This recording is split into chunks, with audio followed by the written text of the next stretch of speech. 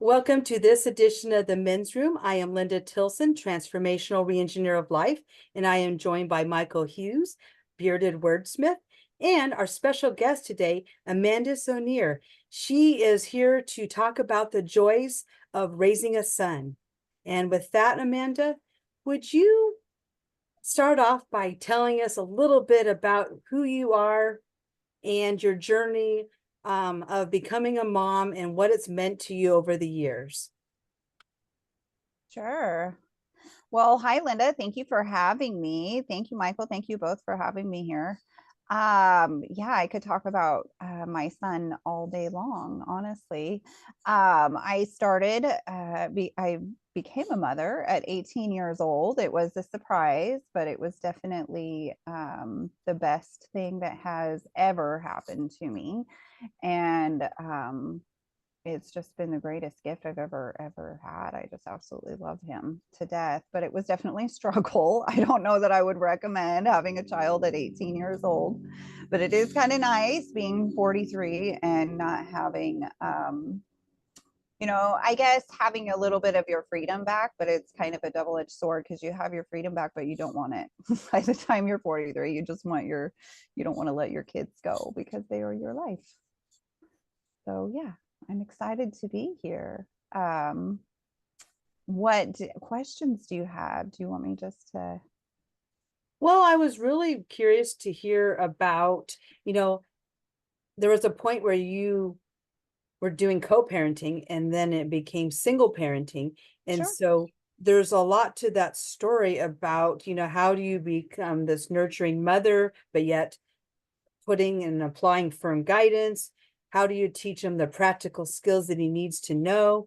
And, really at the end of the day, it's like, what did you go through in order to have such a well-adjusted son? So again, yeah, so my journey started out very young, actually, when I was 14. I met Evan's dad when I think I was 12, maybe even a little bit younger than that. We lived next door together and we were just best friends. We just hung out all the time. And then we started dating in high school. And then I got pregnant. And so he was my one true love, I guess, at that time. And you know how that goes, young love. And we had planned to be together forever. So we decided to raise Evan together. And we raised him together for a while until probably about, I think I was 21. And we started just to kind of grow apart. He went through some struggles, and I we were just kind of going other ways. And so we parted ways, but we were still really, really close. We were still really he was still my best friend, and I absolutely just adored him. And we still co-parented. We co-parented very well. Evan, he was a huge part of Evan's life. And then he got into an accident actually when he was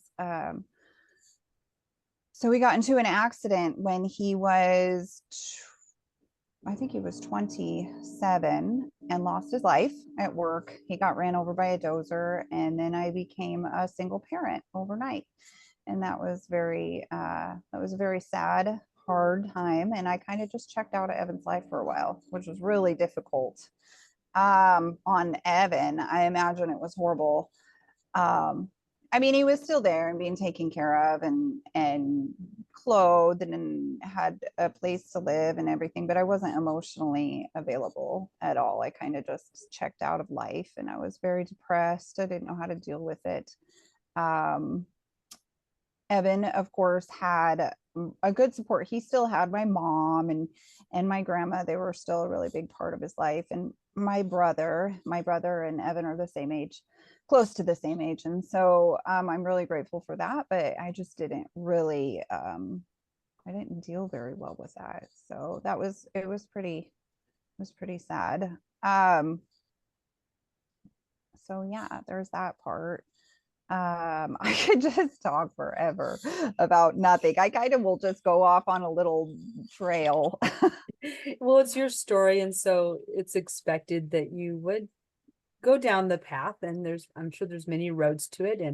And what I heard was that it was difficult for Evan and difficult for you. And it sounded like that you were able to get through this difficult time period because you did have a support system.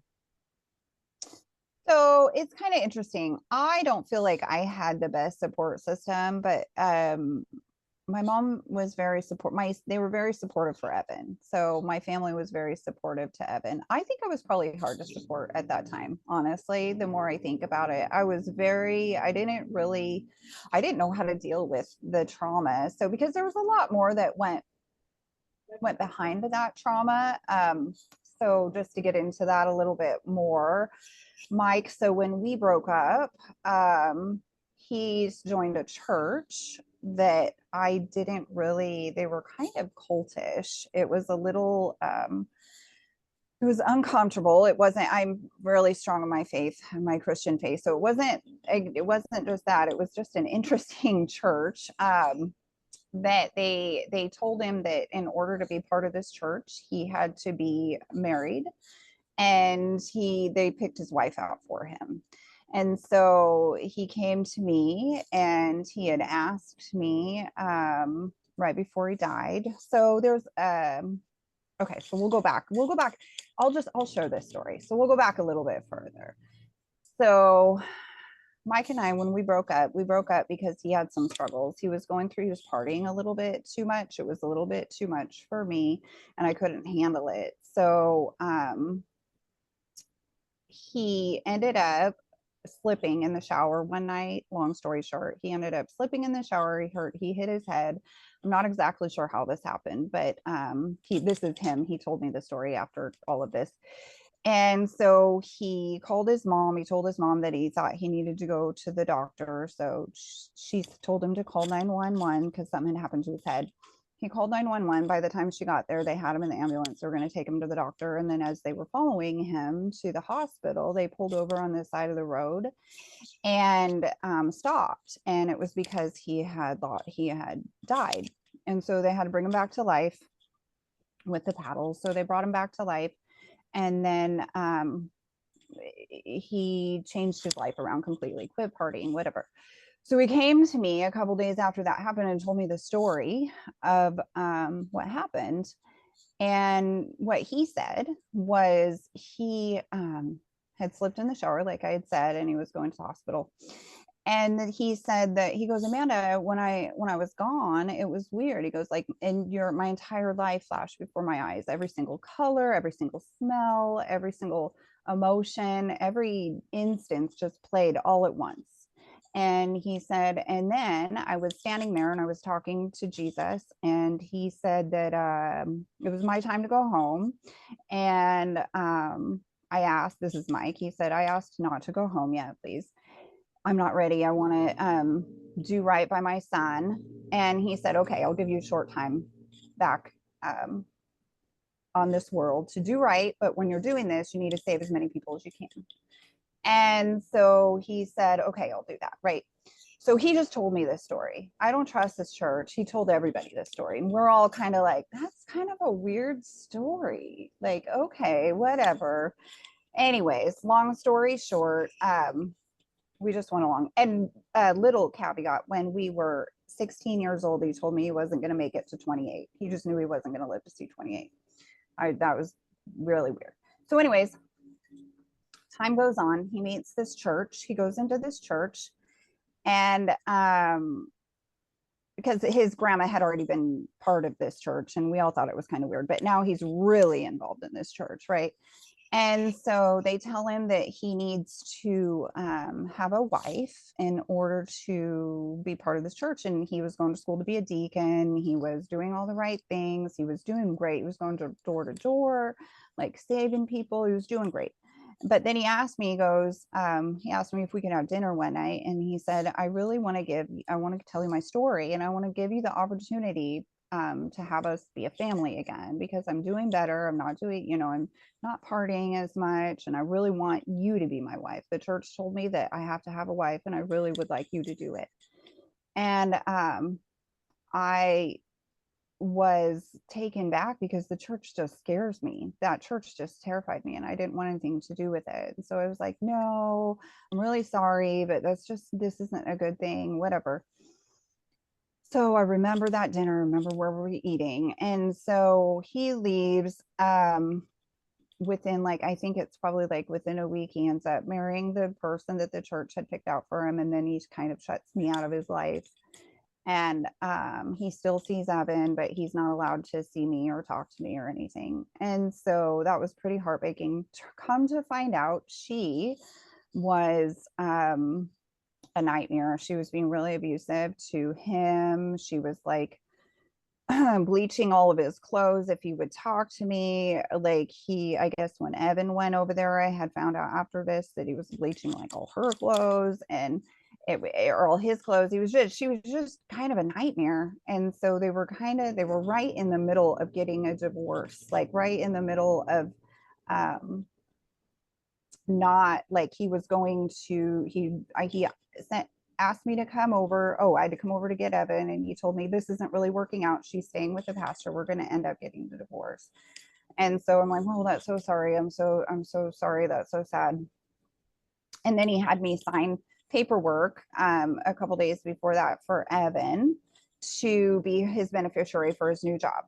And so I had to come over or not me sign, but I had to come over because he needed Evan's social security number. And I watched him sign the paperwork, and he was going to get the next day in the post office. Well, a week after that, he went to work. And this is about a year and a half after we had the incident. After he told me that God told him that he was going to go home soon. And he went to work, and he fell off of a scaffolding, and got ran over by a dozer. And so they waited 17 minutes before they called 911. And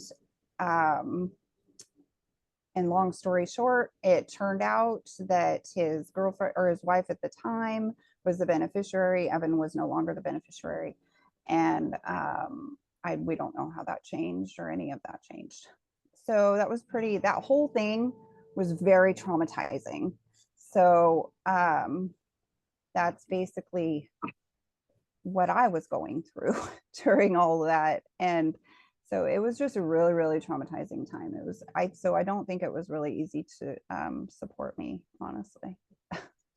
Definitely sounds like you went through a fair bit in that time period, and I can see why that you were absent during that period as well, because you're unpacking so many things. You're dealing with it. It was your first loss, and even though you just weren't together, it was still like you were missing a loved one, because you still had that intimate connection. He was the father to your son, and that's where it's understandable to be absent in that point of period, because you didn't have either the right support network around you to help put things into perspective, or things just hit you so hard at that point that just brought you to your knees, so to speak. And that's where it can definitely be tough going through that. And one thing I wouldn't mind asking is, what's one of the lessons you learned from all that when it comes to dealing with this? Is it being more level-headed in that time period? Is it sort of putting your emotions away, or is it talking to someone when it's most needed? Because you've got such a unique situation that it could benefit quite a few people. And I know there's a lot of workplace accidents nowadays, and a lot of people are dying on the on the work site. And it's hard to really talk about, especially when you don't know who to turn to. When you go from co-parenting a child to being a single mother and having to figure out all these things, you don't know whether you can confide in your family, your friends, or whether you have to go to counseling. Yeah.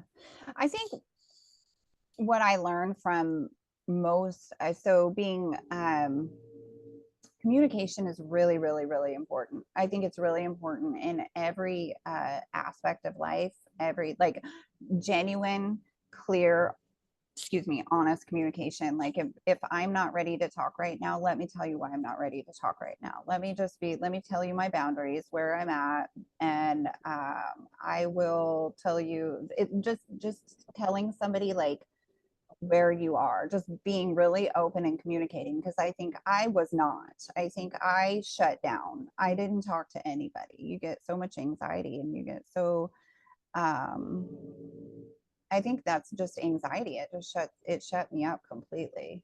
It was a very horrible time. And I think just I've learned communication is really, really, really important for me.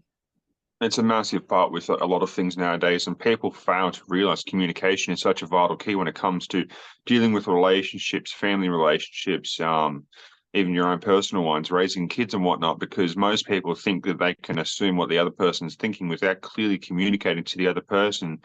In your case, it could have been like, oh, she's going through this, I'll offer her this, this, and this, not actually asking the question because they don't want to disturb you or they don't want to give you the wrong impression. And at the end of the day, it would have been better for them just to ask the question and be like, are you okay? Do you need support? Do you want a hug? These sort of things would have been better than someone assuming, oh, I'll get her some counseling. I'll do this for her. I'll do something like this. And that's the thing with when it comes to anything in life is communication is definitely key because we're social creatures at the end of the day. And if we're not expressing how we are, then things often get misinterpreted and things go awry. Yeah, I definitely think there's like a stigma on showing mental, like, depression. Also, I think I'm just being really open and honest with like how you're feeling and needing support. It's really hard to say what I would need in that time. That time is really far. I mean, it was really, really far away. I really wasn't letting anybody in, honestly. It's a period when you're depressed, like I can speak from my own experience as well. You tend to shut everyone out. Yeah, You tend to go into a little bubble and then you sure. start having those really bad thoughts coming through the back of your head of, what if I just ended it all? That'd be better for Exactly. everyone's situation. It'd be a gift to the world, so to speak. And that's at least from my perspective. And it's hard to get out of that mindset. It's hard to break that. And one of the ways in which I've done that is just finding the right people in my life. They're people that I don't actually talk to, but they're people that I look up to, and they help put things into perspective and change the way in which I done things, open my eyes to the mistakes in which I made. Yeah, I honestly think so. When you're really depressed, when you're dealing with people that are really, really depressed and suicidal, they don't really want, they put on the outside persona of being happy because if they are going to choose to do something drastic or whatever it is, they don't want you to stop them. They don't want to be interrupted. Honestly, I've been depressed as well. I struggled with depression more when I was a teenager before I had up, and honestly, oddly enough, after I got pregnant with Evan, I never really had clinical depression. It kind of went away. It solved that, which was nice because I struggled with it really bad when I was a teenager. But then I had Evan and it went away. And dealing with the grief depression was a lot different. I in no way was like suicidal or anything. I just was hopeless and helpless and didn't know how to get out of it and didn't know how to move on. And grief is just a terrible thing. And to have a child watch it. And the thing is, when Evan was little, I didn't even really realize how much it affected him until I got older. And then he told me that he really is still thinks that and misses his dad every single day. Well, of course he does. I mean, why wouldn't he? But I didn't really, I think I was probably a little bit selfish. I have a lot of guilt for that. I should have thought a lot more about That's it. the thing too, with those decisions that were made in the past, the more you sit on the what ifs, what I could have done and what I should have done will lead you down a dark path. And Yeah. that's where at the time you could have done best, but hindsight's 2020, and it is hard to make that good decision in that time because you went from being 100% energy to 10% functioning or next to nothing and not knowing what the decision you want to make next, not knowing how to do things because your whole world got torn down in front of you, so to speak. And that's where it is definitely hard. And there are different levels of depression. There's different types of depression that will hit you differently. Dealing with grief is one that is very unique and it's different. Like I still suffer from a bit of it from losing certain family members, and it's just honoring their memory that I found is the best way to cope with it. Yeah. Doing something that makes them proud and doing the best at the end of the day. I still keep keepsakes from those family members and to remind me like monthly or weekly that I'm doing the right thing and that they'll be proud of me and whatnot, because I had a good similar instance of my pop. He was very close to us. He especially loved all us kids and stuff. He'd make his time of day for us, and had a similar circumstance, and he was on death's door for quite a few years, but he always said to us boys that he'd die before 60, always. And I found that interesting. He died at 58 and from Isn't unknown that causes. interesting? It's so But weird to look back that's at like that. what you're saying. I find it interesting to the people that say they die before a certain age. I used to be like that too. I used to, back when I was depressed, I'd say, oh, I'm going to be gone before I'm 40. And then my body started to deteriorate at such a point that I can't work a physical job anymore because I over abused my body. I didn't give a shit about it, and I'm paying the consequences for it. And that's the thing is, getting out of that mindset's hard. Not having the right support network around you, trying to voice your concerns and understand that it's okay to talk about emotions. It's okay to talk about such feelings. And for men, it is definitely harder to voice our emotions because we tend to shut everything out. We tend to shut everything down and just push people away because we don't want to be perceived as weak or lesser than and Yeah, that's other what different society issues. does to men. Unfortunately, that's what men are supposed to do, be strong. And I think back, I did that to my son, and I feel really guilty about that too. Like, men are supposed to be strong. Don't cry. If you're going to cry, go to your room because I don't want to hear it. I mean, part of that is like, I don't whine, please. But part of that also is like, I have a little guilt about that. He doesn't show any emotion in front of anybody. And I think I probably did that quite a bit because that's how I was raised. Like, men are to be strong. They're to be, they're not to cry, they're not to show emotion, they're to be the backbone of the family. And I don't, and society's done that. I don't think we've done our children any good doing That's that. where it's always been like that too. Like, even being raised the way I am, like, I've got 4 younger brothers and stuff and a lot of male uncles and whatnot. And it's an interesting relationship with us all. We tend to just say very few words and get our meanings across, so to speak, where females, I feel it's easier for you to open up with one another, talk about issues and not be judged because you're more social than men, and men can be social, but we're like, oh, have you watched the sport? So you watch the racing? Have you done this? And those sort of things for us, because it's a way of breaking the ice, so to speak. Instead, you might be like, well, did you do your hair this week? How have your nails? Or like, I like the way you look, and then you can sort of open up with that. But yeah, there's definitely a big, I don't know if it'd be a stigma, but a big barrier between men to females with mental health. There's a lot more services at the moment, at least in Australia, for women to get mental health services compared to men.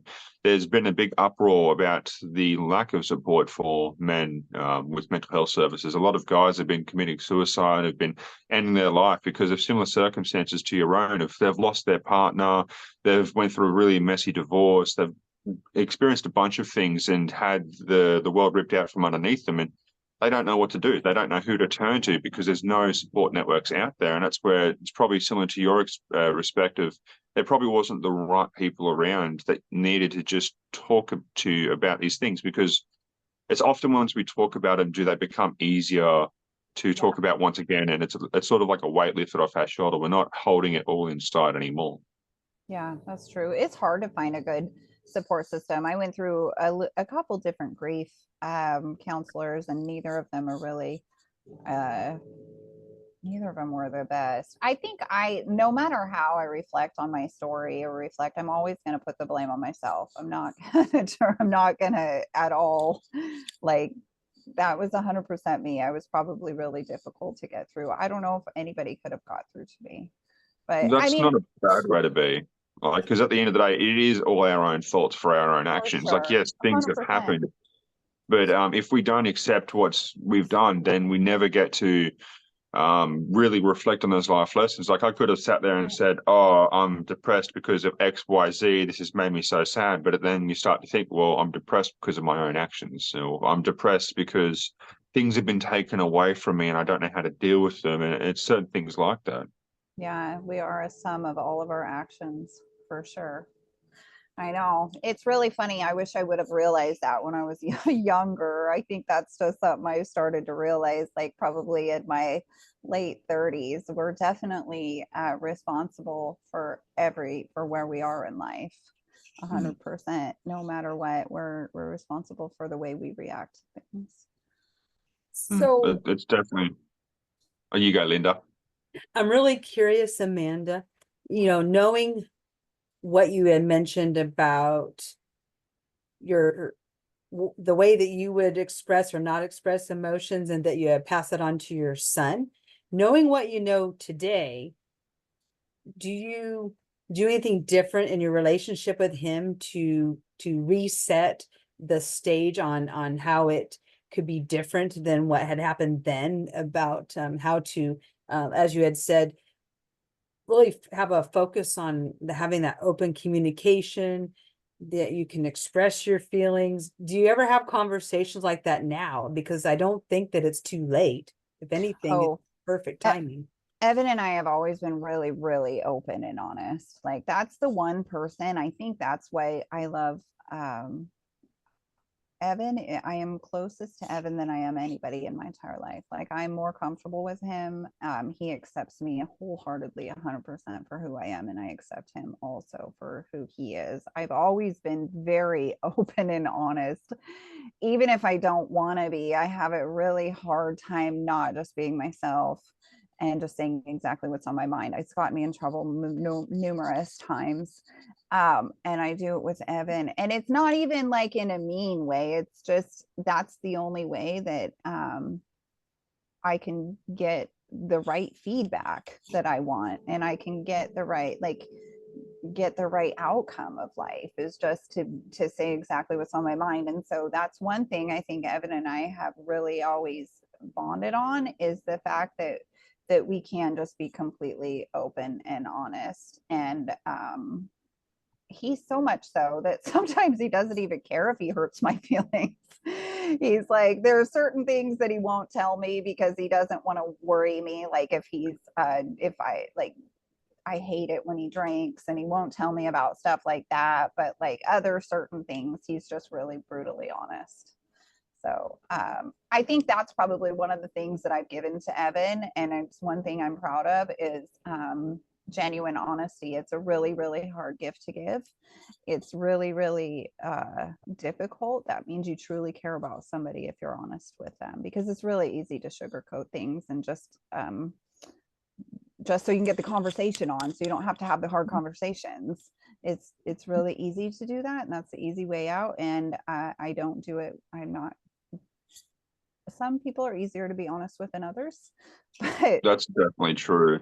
Like that's one thing that I taught myself, so to speak, growing up, because the things that I experienced is I'd rather hurt people's feelings by telling them the truth than put on a false facade and lie and make myself feel like shit. And I got into a lot of shit as well, because you tell the truth, and you're like, well, this is just how I feel, or this is what I think about this situation. I'm sorry if it makes you feel weird, or there's a misperception here, but I'm just telling it how it sits. And more often than not, you can come to a common ground because you're telling the truth. You're not, as you said, sugarcoating it. You're not lying. You're not putting on something false. And it is definitely a good quality to have. In today's world, a lot of people like to put on a fake facade and Facebook. drum themselves up to be amazing. And it is definitely infuriating when you meet someone and they're like, oh, this famous person on here, I do this, this, and this, and then you meet them and they're none of that. Like they just try to play themselves up in favor of getting a friendship or something. And it's better to have someone truthful, being like, oh, I'm just a blue collar worker. I work out and doing electrical work, and I do this and that. And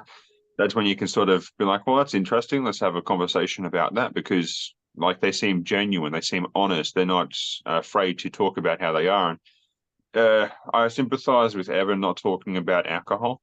I'd done that with my parents as well. Like I had some nasty experiences. I was an alcoholic and stuff like that. Stopped drinking once I started spewing up blood, and didn't turn back, and only recently started drinking once again.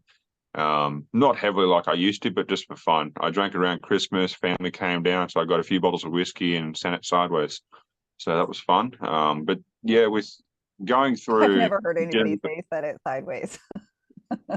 Oh, the standard sideways is a good reason.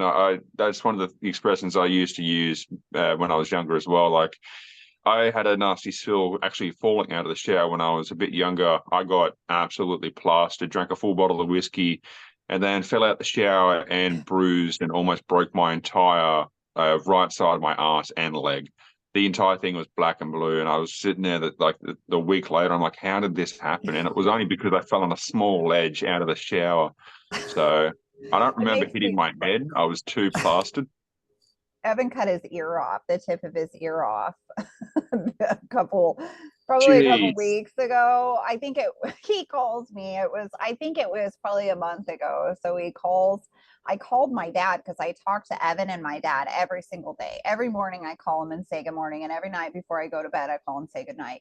And so I hadn't heard anything. So I called like 8 o'clock and I'm like, what? Good morning. I was just calling to say hi. And he's like, well, your son's at the ER. And I'm like, what?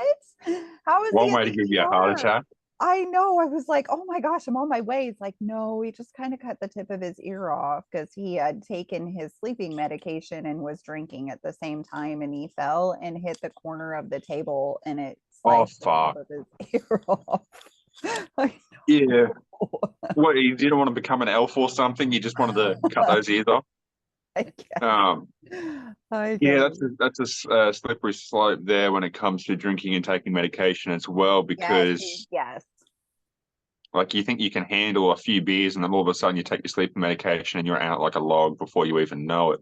And that's where if I could have a conversation with him, there's so many things that I'd love to talk about, but that's a time for another day. And that's where we all go through our own demons at our own pace, and sometimes we continue to learn the same mistakes until we've learned a hard lesson from them. And it is hard when you don't want to talk about your emotions and how to talk to them, especially when it comes to someone like you, because he probably doesn't want to worry you with such things, and he just wants to have a good time and forget certain things. But our actions have unintended consequences for loved ones around us, even though we might not realize it at the time, and that's where it is hard. And everyone goes through their own thing at their own speed. But remembering, like, I hope he watches this, but remembering that every action has an equal and opposite reaction. It has the happy reaction of you being drunk, euphoric, enjoying your time, but it has the reaction of the consequences that you have to deal with the next morning or a couple of months down the line. So Yeah. it's something that most people just take for granted. They're like, I'm just going to have fun. I'm just going to do this and not worry about anything. And then they start talking shit to the boys, and there's a fight breaks out, or do stupid shit, and you decide to ride dirt bikes while blind drunk, and that's not a good idea either. I know. I'm laughing because I can see them doing that. I can see my son and my brother doing something like that. Hmm. Oh, Just you could boys also being add boys. shooting guns and stuff like that, because I know this is big in Yeah. America. So that's the only thing that always worries me is the alcohol consumption around guns is where I've had a lot of incidents just going wrong, and someone getting shot in the foot or just copping a stray bullet here or there or ricochet. Do you guys have guns? Like, what are your gun laws? We have guns, but I don't agree with the laws entirely here, because there was massive gun buybacks after the Port Arthur massacre, which is only 30 something people that died. And after that, the entire country was out in outrage. They brought back all the guns, destroyed them all. They keep having gun buybacks for that reason. But I'm on the side of the argument that it's guns don't kill people, people kill people. For Australia, there's a lot of knife crime and stuff like that, and there's still guns getting around. It's just because they're not just because they're harder to get doesn't mean they're going to stop people from using them. It's simply just a tool and implement. You look at the UK, they have an extreme amount of knife crime, people using swords like spanners, a bunch of different things, because mentally ill people are still going to find a way to hurt people. You said it right there. That's 100%, Like I think, what it is. I think it's mental illness. it's same with America. Is like, I agree with some of their amendments, like the right to bear arms, and especially when it comes to certain governments and whatnot. And if something does break out, at least the population has the ability to bear arms and defend themselves, and that is a good thing. It is scary to think about, but it's just using common sense. Like most people don't. Yeah. Like in Australia, I've shot guns and stuff before. I've had a lot of fun with them, but I've also been an idiot with them and like shot guns out of guns that shouldn't even be together because they're rusted and whatnot, and using the wrong type of ammo. And it puts things into perspective once you start seeing accidents. I watch a lot of gun channels in America, and I find it very fascinating. I'd love to go over there and shoot guns, but at the same time, I wouldn't like to go to America because I get shot for my opinions, because just how America is. So very few places like I call, well, I America's call got America very radical. Both sides are very radical. There's no real like middle common ground. sense in the middle. I It's know. like 40% radical on either side, then 20% sitting in the middle. It's just like, Yeah. what do we do? Like, I don't know what to do. I just want to live a normal life. And that's where America Yeah. hasn't been the United States for decades now. It's been the divided states, and it's getting even worse. Like, there's very few people over there that actually care for one another. They're like, I come from this state, so you're a shit cunt because you come from that state, or I'm better than you because I follow this political party, and it's a rivalry. You know what's so funny with that too, because then you have like the real right side and they're supposed to be really like Christian, right? That's what we're supposed to be. But as Christian, it teaches you that you're supposed to, if you love God, then you love everyone because God created everyone. So there's no hate. You shouldn't hate anyone ever. But they Well, really, really do.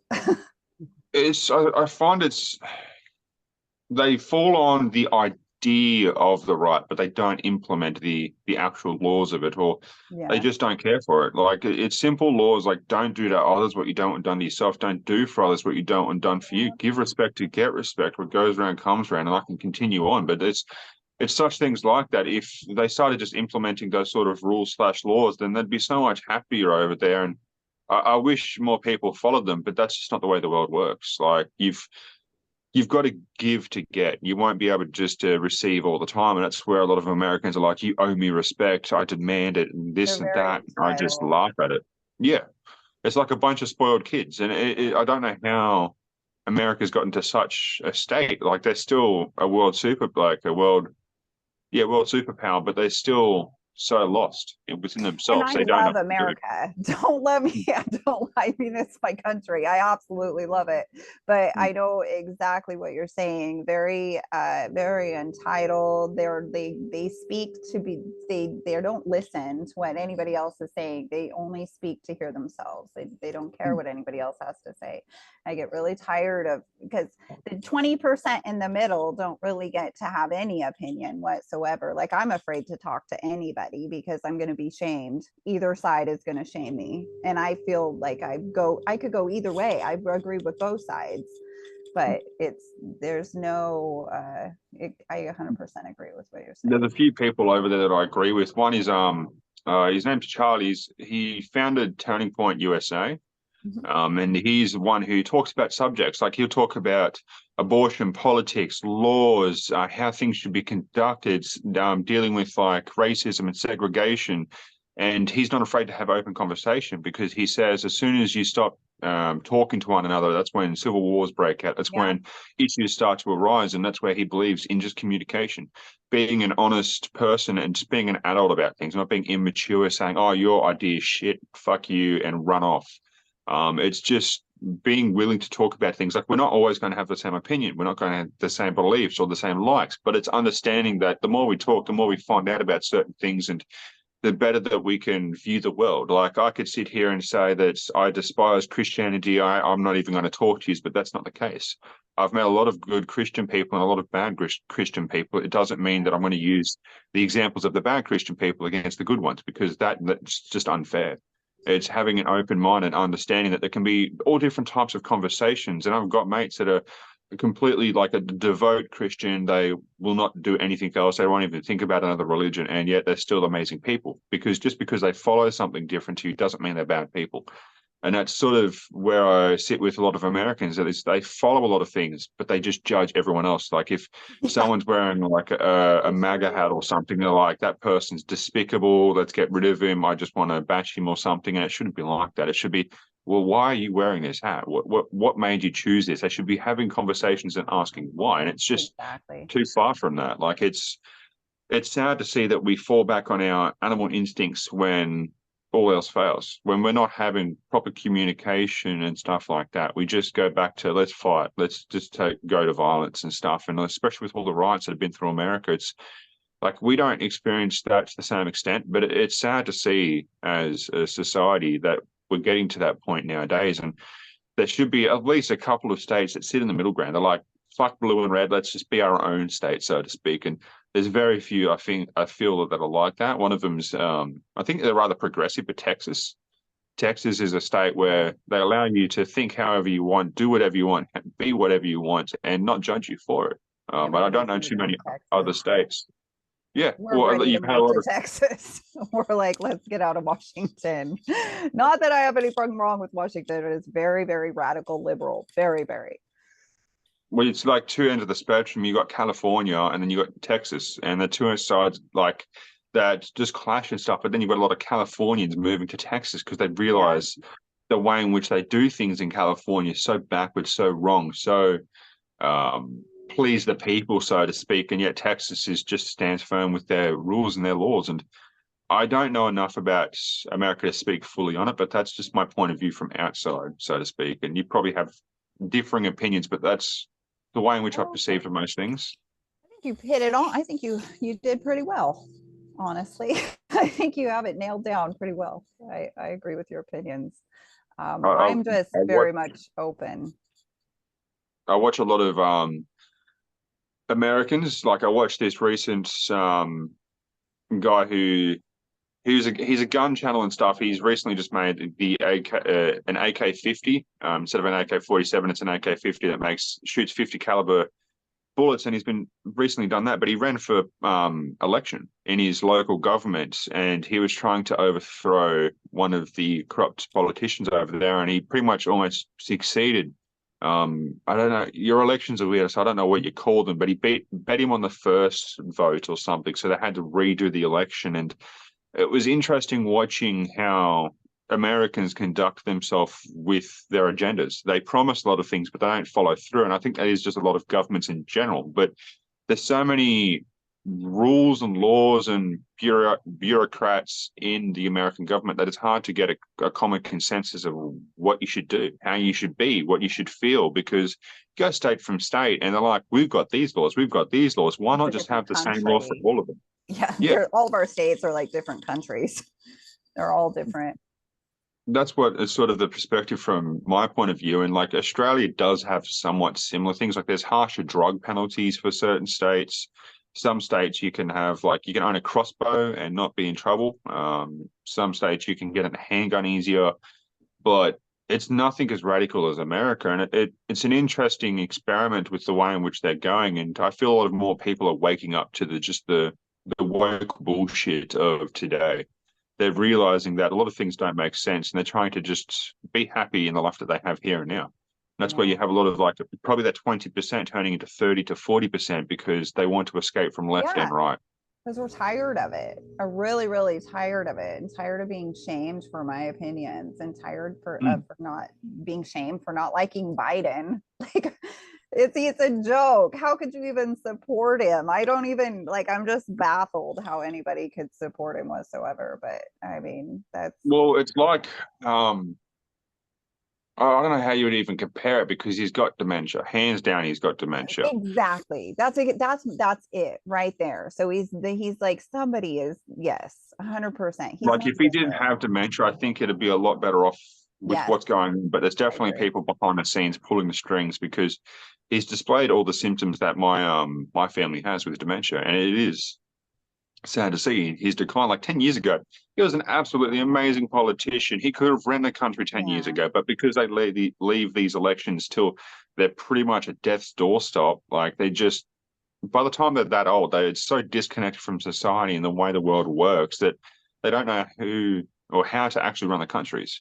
Like I believe there should be younger people put into office because those younger people are going to connect with the modern audiences a lot more. It's going to breathe a new breath of fresh air. Like a lot of the older presidents, they weren't as old as what they are now. A lot of the politicians weren't as old as what they were. They were in their 30s, 40s, and 50s, and that's where there was a lot more strength between what they said. They could communicate a lot easier. But now they're so old and decrepit. And even Trump, like, I don't agree with everything that he does, but at least he has somewhat of vision. He understands what to do and how to do it, and he doesn't sound like he's mumbling a sentence every single time he speaks, or he's talking about ice cream and bicycles or his uncle, and it makes you laugh. Like, and I it know. is definitely an interesting topic when you talk about American politics, because it is like people just die on that hill. They're like, I'm going to be on this hill, and fuck you if you're on that Angry. hill. And people get Yeah. angry immediately. They're angry and they hate, they don't even want to be friends with you anymore because they don't like your opinion, or they're like, they want to change your opinion. They don't want to listen to your opinion. They want to change your opinion to match their opinion. That's genuinely what I get. We don't sit, I don't really support, I don't vote. I don't know enough to vote, honestly. I stay out of it, but I just, from the outside view, I can see our economy was a lot better with Trump. It was a Yeah. lot better. Well, the thing is, like, he was actually coming through with the promises in which he was speaking about, like building the wall and stopping immigration, a lot of those other things. And one big thing, even for most countries, is they should stop immigration almost to a complete standstill unless they have a genuine reason, but they go through strict and stringent checks How to do you make sure think that the person's okay. all the fentanyl got here? I'm just Yeah. curious how all that got into our country, which is killing our children. Like, I personally know people that have died from it. So I Yeah. mean, Well, even in Australia, they've been getting drug busts of hundreds of kilos of fentanyl, cocaine, and a bunch of other drugs because Australia has some of the strictest border laws because we're an island.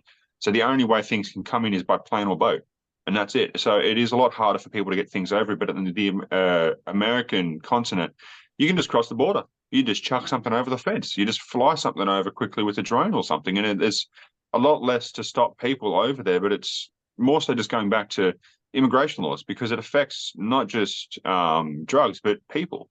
It's hard for true Americans, young people, to find a job, to find purpose because you have so many foreigners coming through being like, I'll do this job for next to nothing. And then where yep. does that leave all the other Americans and stuff? And that's what we've been experiencing in Australia.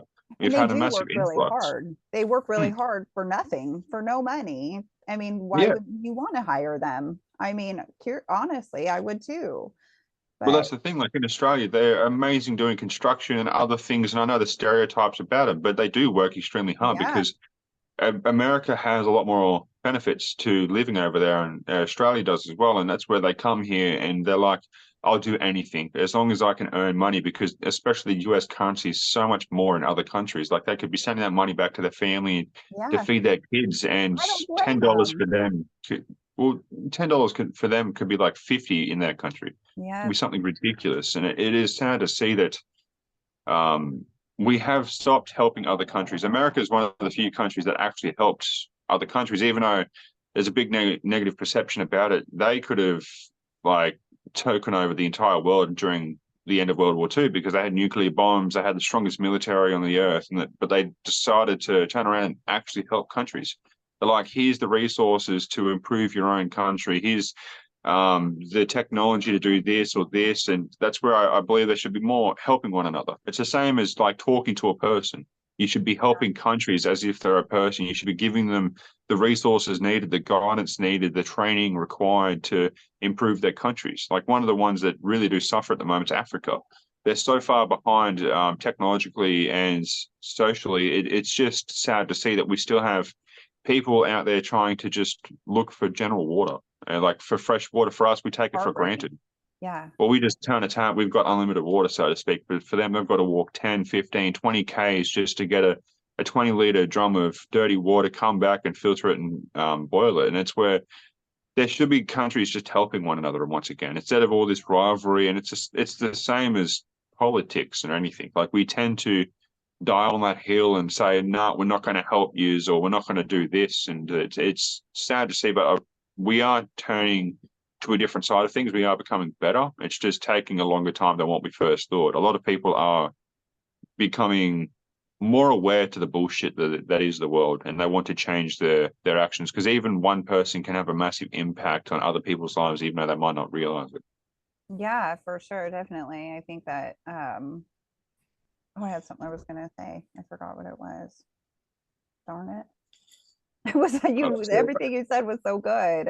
I 100% agree with you. I mean, I can't, I had something to say about that, about, it's gone. It literally is Politics, gone. division, immigrants. Everything. I don't know. There was something there. It had something to do with the immigrant. But I don't know. It doesn't matter now. You just did what you said was really great. You said it perfectly. Well, it's just giving those countries that they're immigrating from the opportunity to rebuild themselves, to improve their countries. The only ones that should be immigrating, and I understand from this, would be like Ukraine, war-torn countries that literally don't have another option to rebuild. Afghanistan was a good one because of all the terrorist groups going through there and stuff. You've got Israel and Palestine. That's just a clusterfuck in and of itself, and it's just sad to see that we're still Holy at moly. war so much. So a lot of people just don't realize the impact that this has on a lot of other people. I was sitting there last night before I went to bed and I was just scrolling, being brain dead on YouTube Shorts, and I just started getting an influx of the Russia and Ukraine war, and it's shocking to see that they're still fighting in trenches and they're doing so much, and we're over here in a comfy bed and able to relax at night, and it is disheartening and sad to see. Like there should be just more love for one another, even though I don't want to sound too hippy dippy, but it is true. Like there should be more togetherness and less sort of selfishness. That's what we're supposed to do. We're supposed to just Mm. help each other, love each Um, other regardless. did you want to touch upon anything, Linda? I know we've covered a wide range of subjects, and I know you won't touch politics with a 10-foot pole, but that's That okay. is true. That is true. But I'm very much allowing, for other people to have opinions because we all have opinions, whether we choose to vote for one side or the other, or have a new party, or all of that. I think that I appreciate that. I always appreciate when people can come together, have different set of views and opinions, and at the end of the day, we're not trying to say that ours is better than the other person's, or that I'm right, you're wrong, and vice versa. Because I think I see a lot of that in the world, and that's why I stay out of the politics, because Amanda voiced it very well. She said, if I voice something, someone's going to probably jump on me on either side of any opinion, and that can be in other areas as well. And so I've always learned to listen to what someone's saying, because they might have a viewpoint of why they believe something in the way that they have experienced it, that maybe I would actually maybe learn something. And I 100%. wouldn't want somebody to not extend that same courtesy to me either. And as a parent, I teach my kids this this value too, that you can have a different opinion and another person could have a different opinion, and we don't go attacking anybody. If anything, we would probably not say anything rather than going and attacking anyone, because I know for a fact that I've heard other opinions expressed that were different than mine, but I listened to the sincerity around why the other person had a different perception and view. And I was really respectful about how they were able to communicate it at such depth at a young age. And so while I didn't change my mind on my viewpoint, the other point was so well articulated. I'm like, well, there you go. I am really respect. I love listening to other people I love listening to people that have opposite opinions of me, but they say it with such grace, or they just say it so well, and they have such a good argument, and they're not judging me for my opinion, but yet they have like a really well thought to like put together opinion. I really enjoy that, because I love hearing other people's opinion. And like you said, there's so many times when I've changed, like my opinions, I've changed from when I was 18 to now. Like I've evolved, like my thoughts change just, and a lot of times it's listening to other people's opinions. And I'm like, oh, you know what? That sounds interesting. So I'll go research it. I'll be like, you know what? I agree with them. I think I agree. I think I'll change my opinion. So I think the way you said that was beautiful. It's true. That's, I guess, the way in which I try to conduct myself. I'm more direct. And Linda's noticed this. Like, I'll ask the question. I'll be like, why? Why do you think this way? Why do you act this way? And because I'm curious. I guess Yeah. that's that little kid nature of me. And I grew up a bit differently and I perceive the world different, but I have to ask why. I have to figure things out and get to the root cause, because as soon as we assume, we make an ass out of ourselves. We don't So true. understand things truly. And when it comes to so many things in just like general, like the world, the politics, like how we conduct ourselves, how we do things and whatnot, like the more we ask why and get to the true cause of things, the more we can analyze things and make an informed decision in the future. Yep. Like you could sit there and be like, oh, I'm on the blue side because my family was on the blue side. But then you start to ask why. You start to figure out those answers and you're like, well, the red side sounds a bit better. So I might go to the red side. And personally, for me, I shouldn't say this online, but I don't vote. I've never voted in my entire life because I've stayed under the radar, because I don't agree with Australian politics in general. Yeah, America's a few years ahead of us, and it's always been that way. So in a 5 year span, we had five different prime ministers. You call them presidents, we call them prime ministers, and Australian politics is just a shit show to begin with. It's always been that way.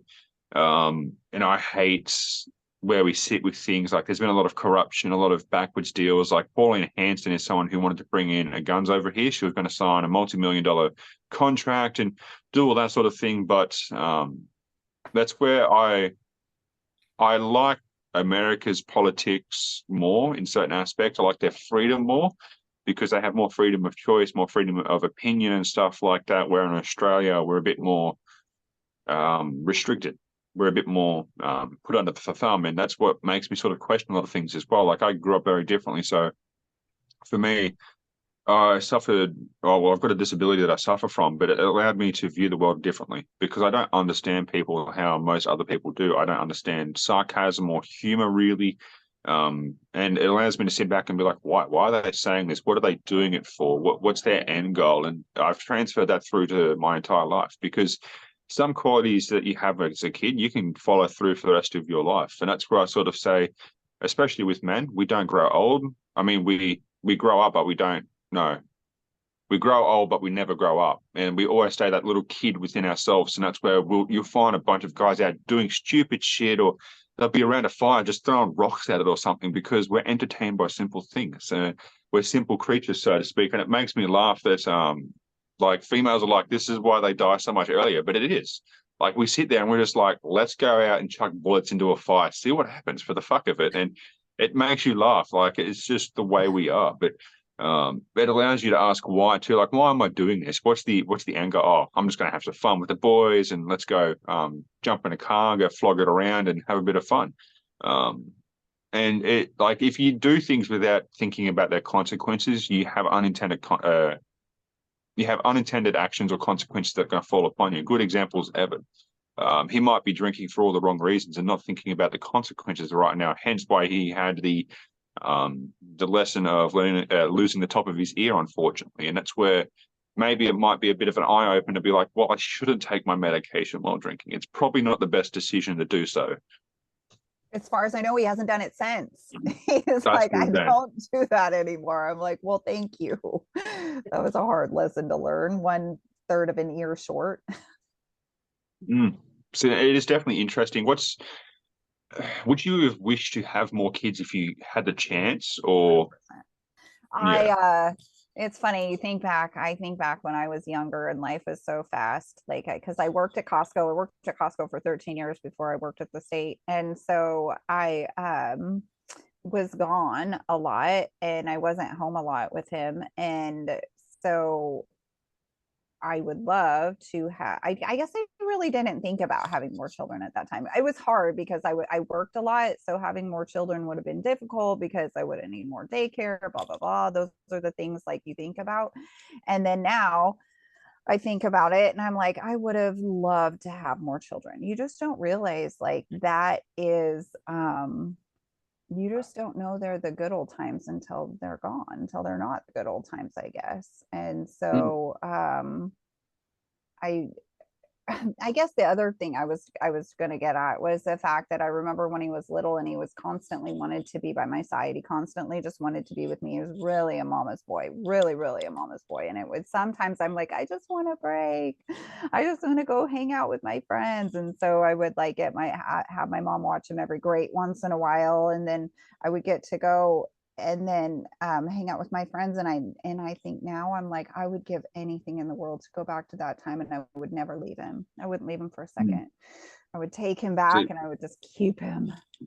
so that's where it's been an interesting transition for me, because when I was younger in my early 20s, I despised having kids. I didn't want to do it. And I'm still hesitant now to bring up kids in such a turbulent world right now. But it is a joy that is indescribable, to be able to have kids. And that's where I've went from the point of view of not wanting kids to wanting to have kids. And like, I want to have them sooner than later, because I'm 27 this year and want to try and find someone special to settle down with over the next couple of years, to have some kids of my own, to continue the legacy that I have. And it's difficult, because trying to find that right person today is very hard. Trying to find someone to settle down with is very hard, because probably back in your day, it was a lot simpler. You didn't have TikTok, you didn't have Tinder, you didn't have all this bullshit and drama and social media to worry about. You could just be like, let's go to the pub, honey, let's go to the movies, let's have a bit of fun here, or let's go for a camp or something. And it was a lot easier, even though you still had the internet and like technology to a certain extent. It wasn't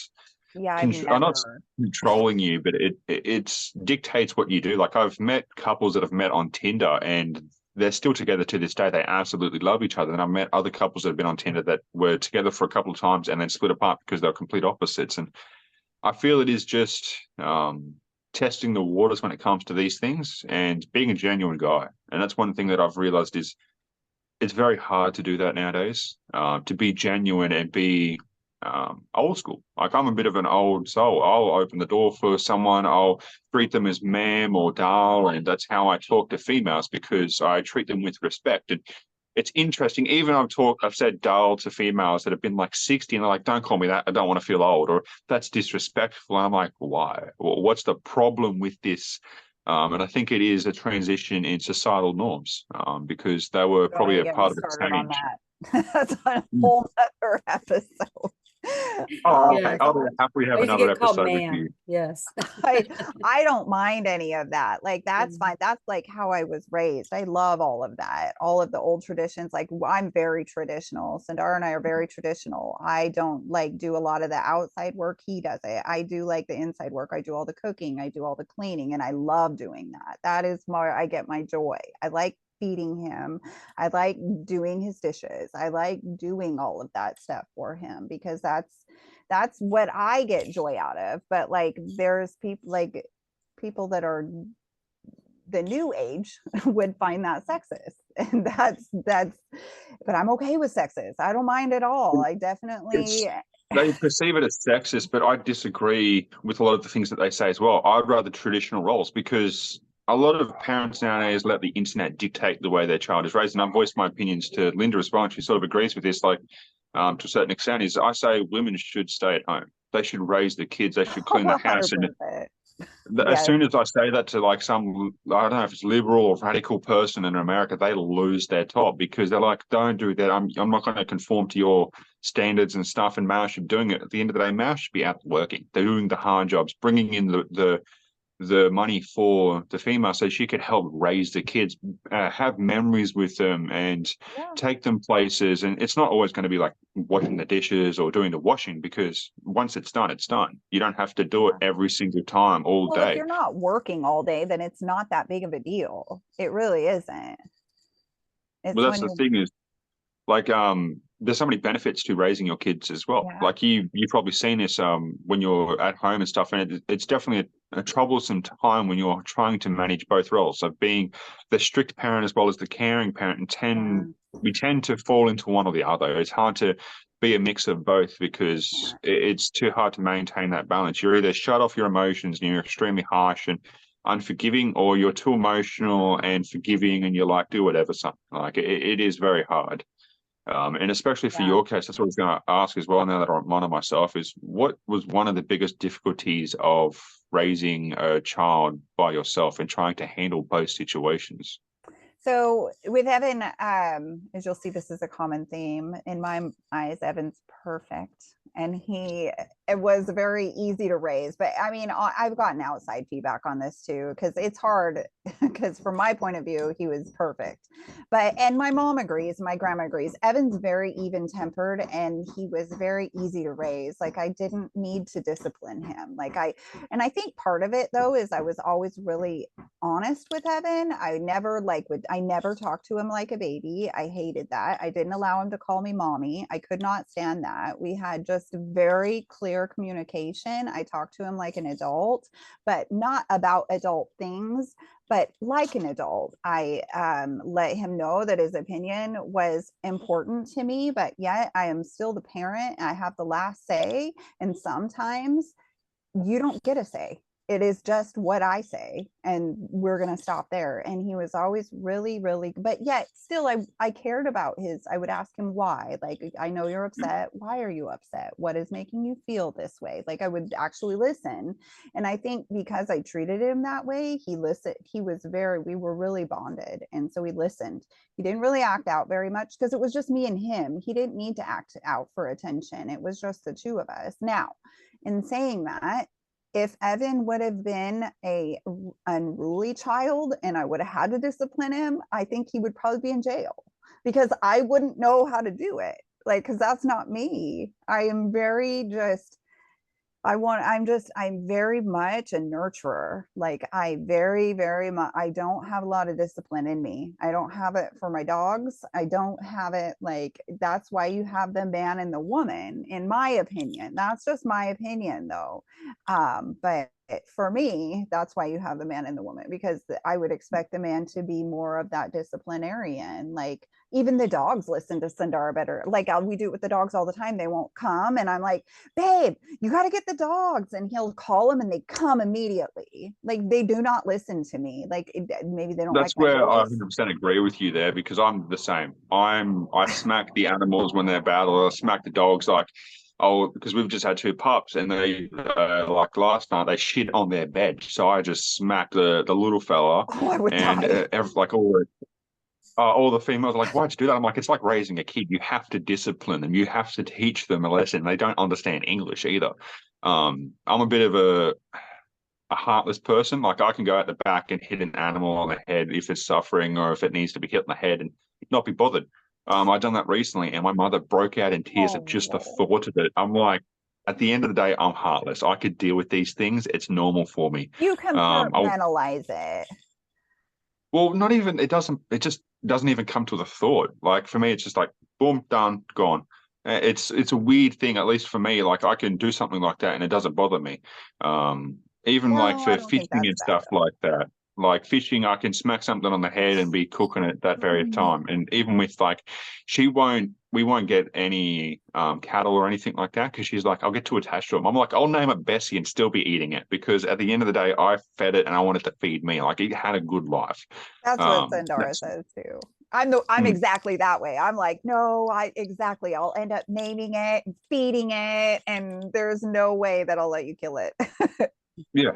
It's I think that the nature that females have, they're very kind, caring, and nurturing. They're very emotional, and that's where males are more harder with their exteriors and how they do things. They can just turn that part of their brain off and be like, no problem, let's go do this and go out and go pig chasing or something or go hunting, and it doesn't bother them because we have a different perception of things and we have different likes and stuff. And that's where I do believe that we should go back to old school ways. Not everything old school, but a lot of old school values, especially with relationships and stuff nowadays. There should be a lot simpler things like dinner time should be a time when you put your phones away, you just connect with one another. It should be being spontaneous and just being like, or ringing up you, like it'd be like ringing up your work, getting your work, your day off for the work, and the husband coming to you and be like, let's go.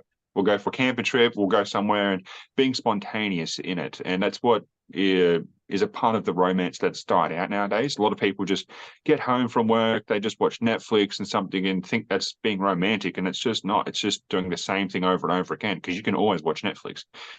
But there's those times where you do something special for that other person that really matters the most. And it's something you could probably do with Evan. It'd probably throw him sideways and show him a different perspective of you, and it'd be like, son, let's go do this. I've already got it booked and planned. You can't say no. I've already called your work. Let's go He would have a love that. family day.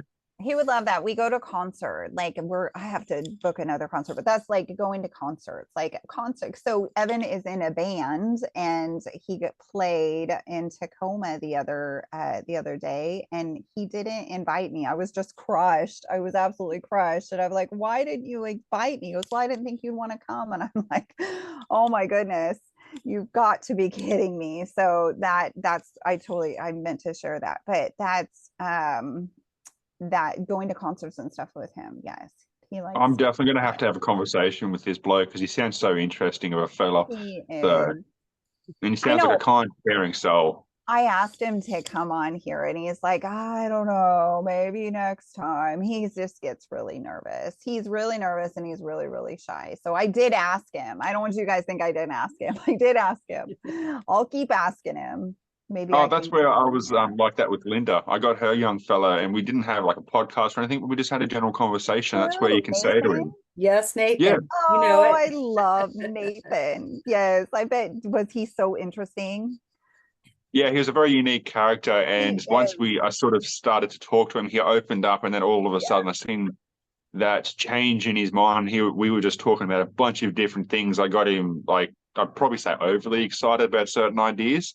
But it was interesting because watching how he transitioned from being that shy, anxious kid to all of a sudden opening up and talking about anything that he wanted. And that's where, for me, it's something that I wanted to do personally as well, because I wish I had that sort of conversation when I was his age. I wish I had those sort of people to talk around. And that's where it falls back on what you said about just treating your kids like adults, giving them the respect that they deserve, and not treating them like kids even once they turn into their 20s or something like that, because it just belittles them. It makes them feel less than what they are. And the more you treat them like an adult when they're younger, the faster they're going to cognitively grow and be able to succeed. And that's where most people realize that if they treat them like adults, they're going to grow up extremely fast. That's not the case.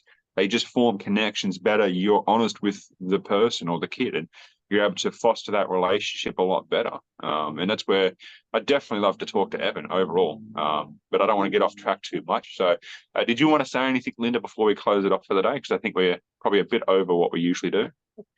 I just was going to say that I think the conversation has been wonderful. We got to know about what it's like to be in a place where you don't necessarily have the support that you need, and taking that experience, even though it may not have been ideal, it's grown you, Amanda, how you are as a person, how you are as a mother.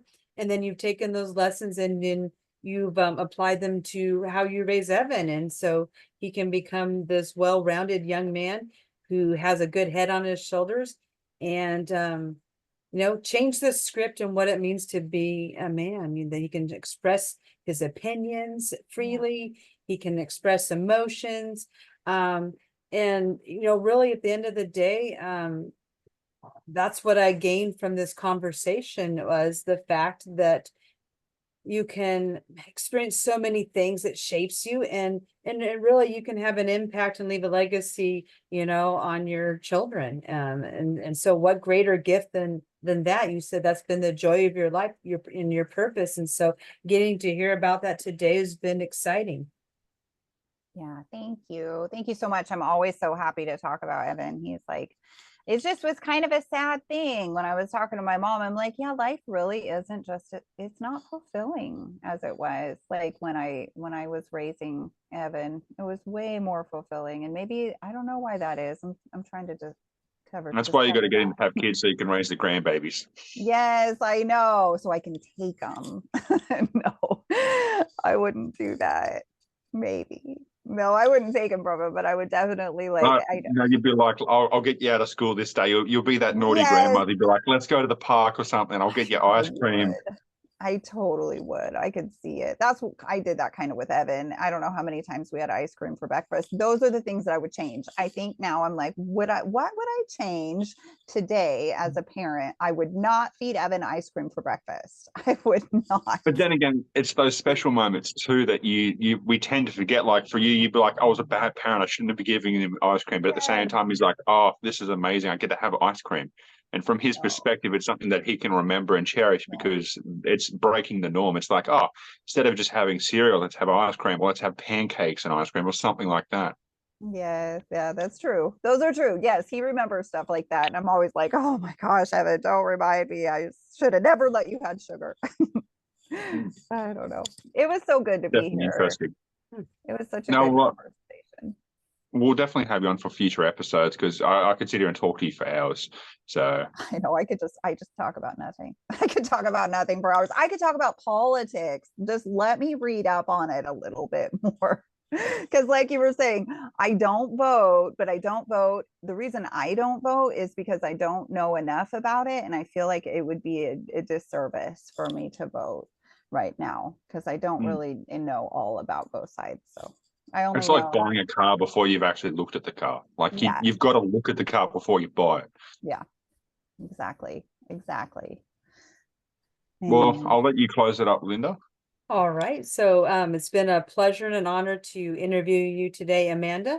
We sound like we'll have an opportunity to go into some other episodes, and we'd be delighted to be able to meet Evan and hear his story. And so that is our edition of tonight's men's room. And if you would like to become a guest, know someone that would like to become a guest, we want to hear from you. And so right in the details of the podcast is our information for you to reach out and contact us.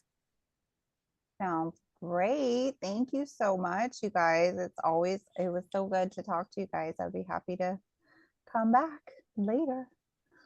Likewise.